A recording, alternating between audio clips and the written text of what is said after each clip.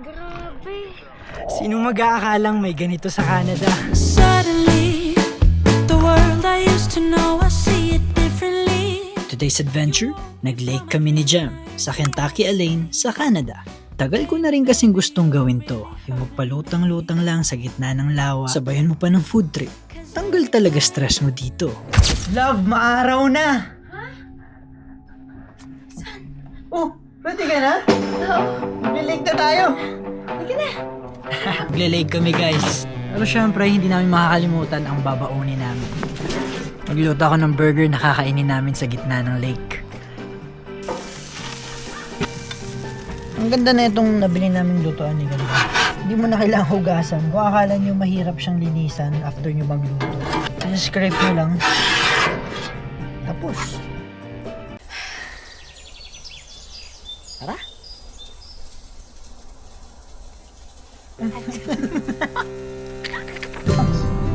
So JL agreed to come all the way from Wisconsin to New York City. 10 hours.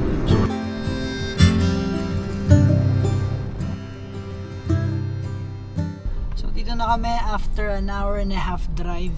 Walang parking by the lake kaya ibababa lang muna namin tong paddleboard.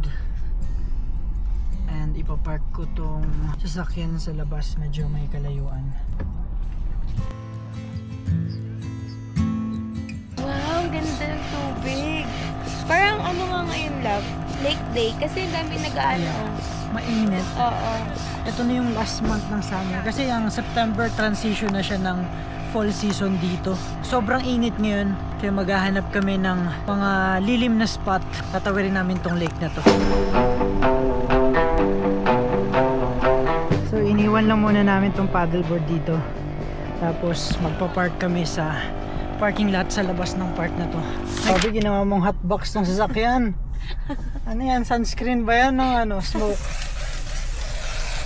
So eto, pinasukan namin. Campground talaga siya. Tapos ang daming mga campsite. Dahil ito yung day use parking. As you can see, full. Kaya doon na lang kami nag-park.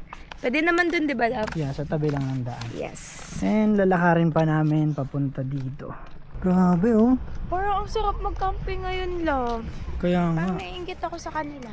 You know why? Kasi malamig. Oh, Hindi mapresko. nakakairita yung init. Yeah. Ang ganda ng setup Kasi nila. pa-fall na nga. Oo. Ito yung ranger oh. Ayan yung mga naniningil sa umaga. Dito kasi walk-in lang yung campground. Grabe, blue na blue nga. Sana dito na lang tayo nag-setup po. Actually, pwede ka nga dito mag-day camp. Ayun oh, maglagay ka ng picnic. Ano. Naingit naman ako sa kanila. Pwede nga tayo magluto dito eh. Wow! Guys, alam nyo ba, takot talaga kasi ako sa araw. Like, parang naiitiman na ako sa sarili ko, kaya nag-rush guard ako.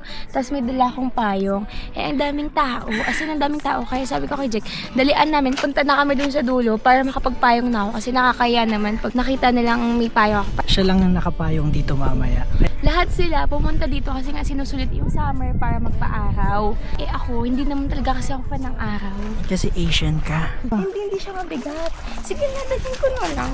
Please, dalawa lang naman tayo eh. Iwan, Canada to. Walang magnanakaw niyan. Gustan, iiwan ko tong sa akin. Iwan ko to. Pagbalik natin, nandito pa rin to. Huwag naman sa plain sa ano. Tago-tago. So dito. Dito ka lalagay. Ayan. Hindi mas maganda nga ano nandyan kasi may nakakita. Pag doon nakatago, wala nakakita. So mahihiya yung magnanakaw. Wala ka, mama.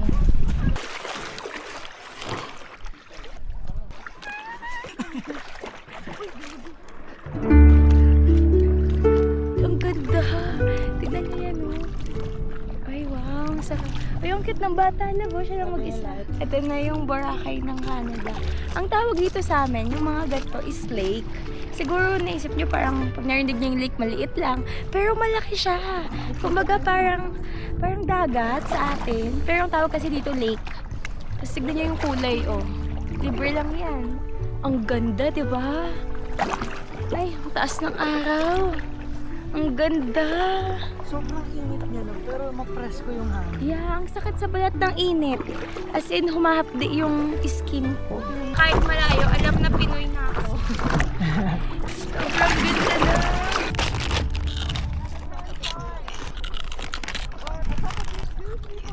na tayo dun.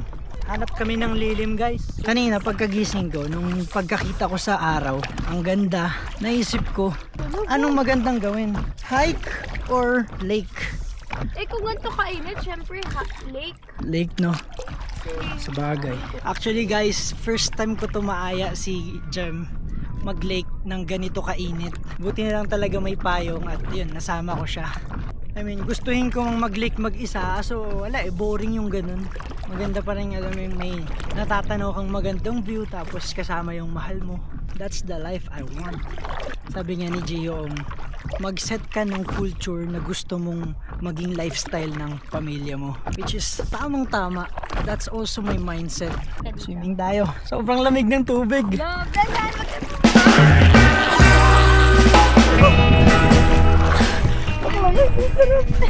Thank you so much. Pumunta tayo ngayon. dito.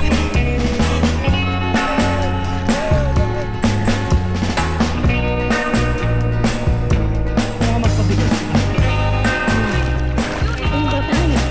Lunch na tayo? Para makabuelo kami. Gusto rin mag-swimming ni Jem eh. Love, you know what? Since may payong ka, I've been wanting to do this. Yung magstay lang dito sa gitna.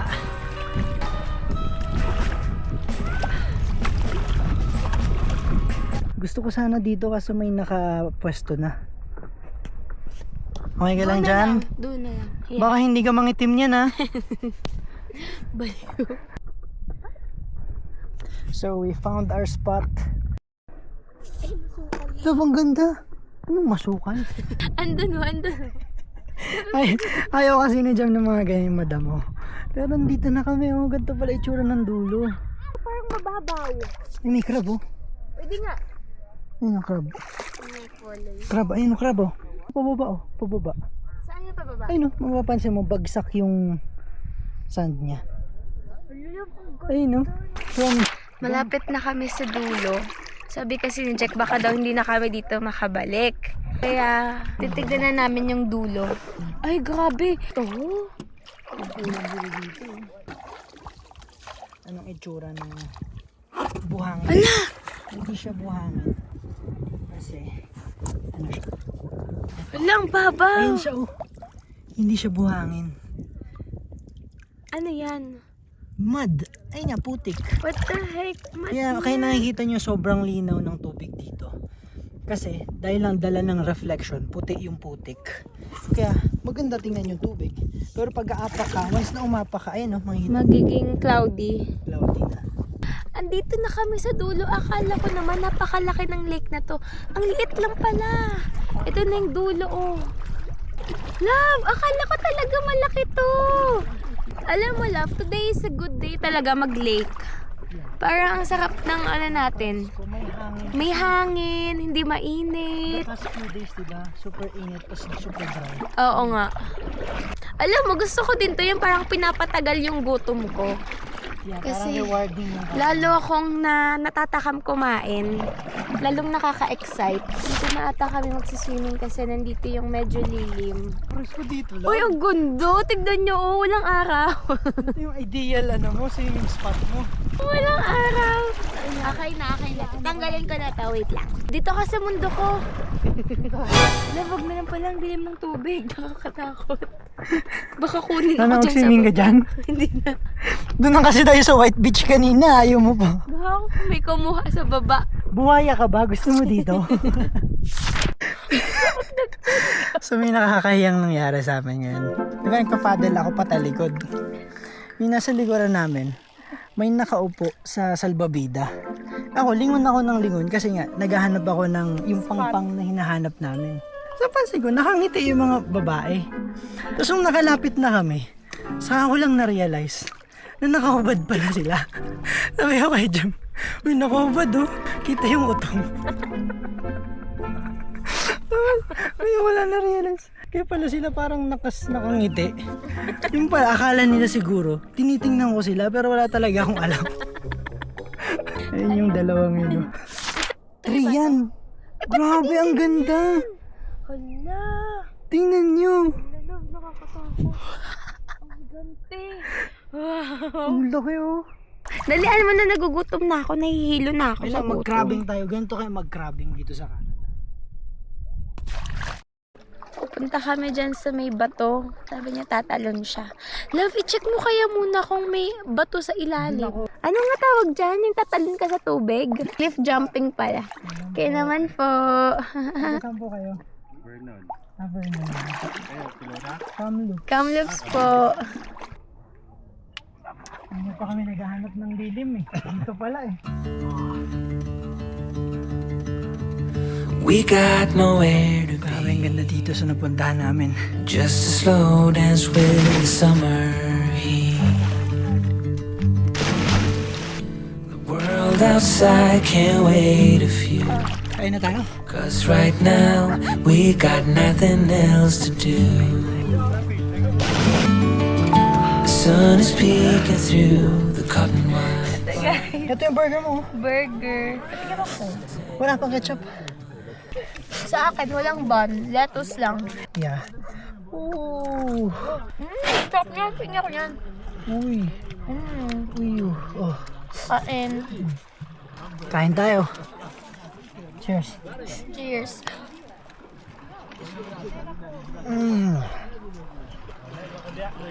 Sarap. Sa akin, lettuce wrap. Ang ganda ng pwesto natin, no? Nakachamba tayo ngayon, ah. Ito si Jam. Double patty ka? Gumawa ako ng burger kanina. Sabi niya, ayaw niya daw ng bun. Ngayon, kanina pa siya kagat ng kagat dito sa akin. Ayun, nabitin siya sa lettuce burger niya. Oh. Sarap sana ng kain namin kaso wala kaming panulak. Nalaglag yung bottled water namin kanina habang nagpapaddle pool. The summer came for us and showed us what we lost. I'm riding. Dito na nagtatapos ang adventure namin sa gitna ng kalikasan na para sa amin nagsilbing pahinga sa araw-araw na buhay namin dito sa Canada. Kaya kung may nararamdaman kang bigat sa damdamin mo ngayon, suggest ko lang, be with nature. Una tayong nilagay ng Diyos dito, kaya dito rin natin mararamdaman ang tunay na kapayapaan. Ano ba yan? Hanggang dito na lang. Shadows you cannot see. I brush Wait lang. aside. You're on my mind this week. The lows are deep. I fall into. Malapit na kami dun sa Pampang kung saan kami nagsimula kanina.